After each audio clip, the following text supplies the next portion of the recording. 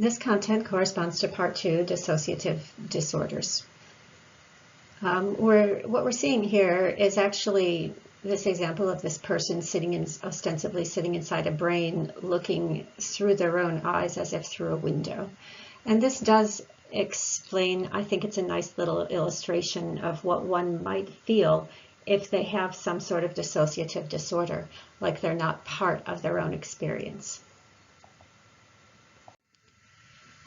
So dissociative disorders are a group of conditions involving disruptions in a person's normally integrated functions of consciousness, memory, identity, or perception.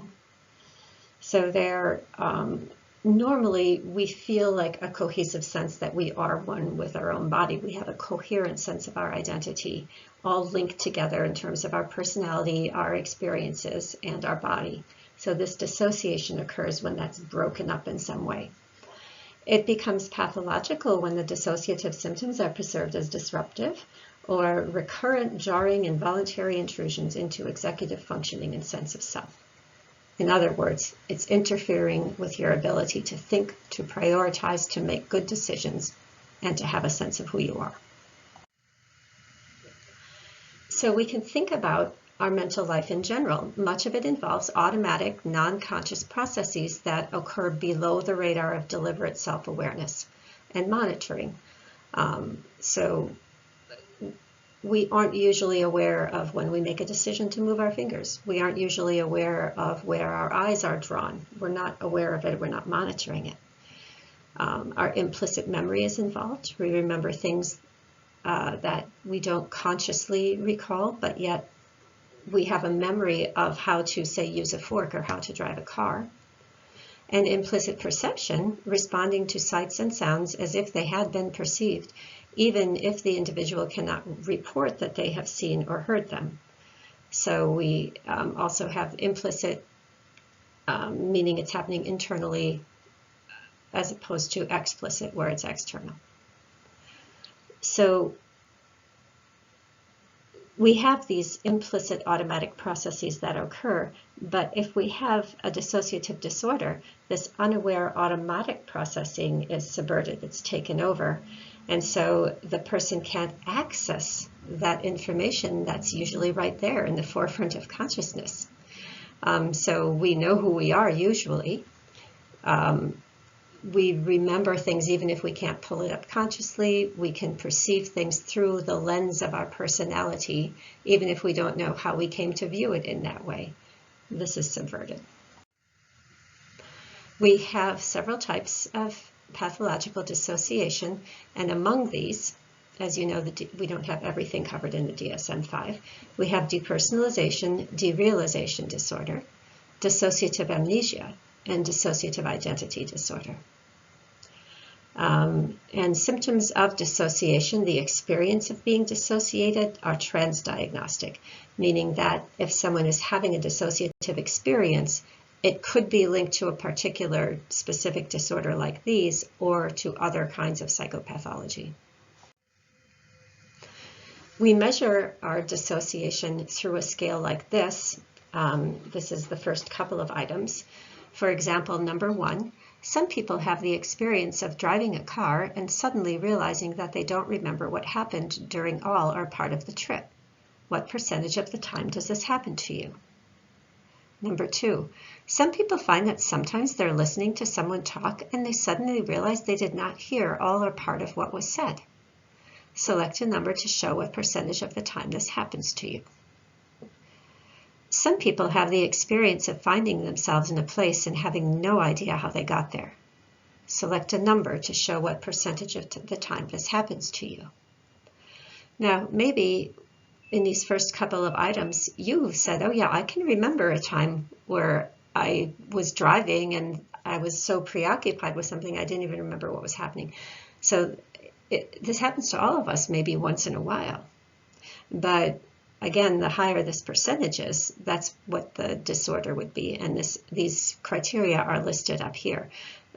These criteria are not listed up here, but we would have a profile for people who, the extent to which this happens, where it would be indicative of a disorder. Likewise, kind of daydreaming when someone is talking. This might be happening to you right now. You might be listening to this lecture and realizing you're not hearing what I just said. And this also happens to us all, but how often it happens is the indicative of whether a disorder is present. So types of dissociative disorders: depersonalization derealization. This is a persistent or recurrent sense of not being in one's own body, depersonalization, or being separate from one's reality, like the little guy behind the eye. Dissociative amnesia is a failure to recall all or part of a specific memory, usually a traumatic event, but not necessarily. And so this is, it's just blocked out. It's like it was never consolidated. A dissociative fugue, this is when a person completely forgets themselves. They disappear from their existence and take on a new persona. But it's not that they're just disappearing to take on a new identity. It's that they've actually forgotten who they were, often in the wake of an excessive stress or trauma. And then finally, dissociative identity disorder, one that probably interests a lot of people because it used to be called multiple personality disorder. A person has two or more distinct personas that emerge intermittently with limited memory or knowledge of the other identity. And this became very famous in some movies, and you can find quite a lot about this particular disorder and how it came to be so prominent and what's believed about it now. So we'll start with depersonalization derealization. So what we have for these two conditions, you'd have to have this persistent recurrent experiences of one or both of these. So depersonalization, experiences of unreality, detachment, or being an outside body about, and then this is the distinction, one's thoughts, feelings, sensations, bodies, or actions. So all of that feels like it's happening to someone else and not you, and it's related to these personal experiences.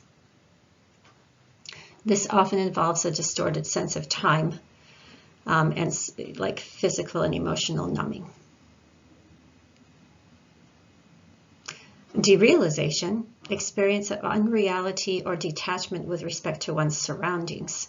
So that's the big difference. This is you're separate from your own personal lived experiences inside your body, and this is you're separate from your surroundings.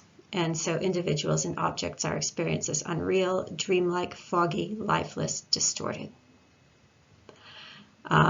But reality testing remains intact, so the person seems to be aware that they are having an episode. So they're having an episode and they're aware that they're having an episode and that they feel distant, which is always a good helpful thing for getting help. So you're aware that things are seeming really weird, that you're seeing your body from up above somewhere. And of course, the impairment would have to bring some functional problems or some sort of subjective distress, the things we've talked about earlier. And the exclusions are, of course, this can't be due to, say, substance abuse or to anything like that. So the typical exclusions. So when these episodes become consistent, recurrent, and interfere with normal functioning, then we might have the potential to have a diagnosis. Dissociative amnesia is the one where an individual might forget themselves. So the failure to recall previously stored personal information when it's not due to like just getting old, ordinary forgetting. So these are noticeable gaps in memory. Most often they're coming after an intolerably stressful experience like wartime combat, like catastrophic events like a tornado or a hurricane or a house fire, 9/11, some sort of a traumatic experience. In typical reactions, individuals can't remember certain aspects of their personal life history or important facts about their identity. But the only type of memory affected in dissociative amnesia are episodic, like events that you have actually experienced, or autobiographical, which are personal events experienced. Episodes being like things that are happening around you, autobiographical, things that happen directly to you. We can think of two types of amnesia. Retrograde amnesia is a pretty odd one. Retrograde amnesia is the one we most often think of. It's the partial or total inability to recall or identify previously acquired information or past experiences, so these gaps in the memory. But anterograde amnesia is a really kind of an odd seeming one. It's the partial or total inability to retain new information. So as things happen, you won't remember even if it just happened to you.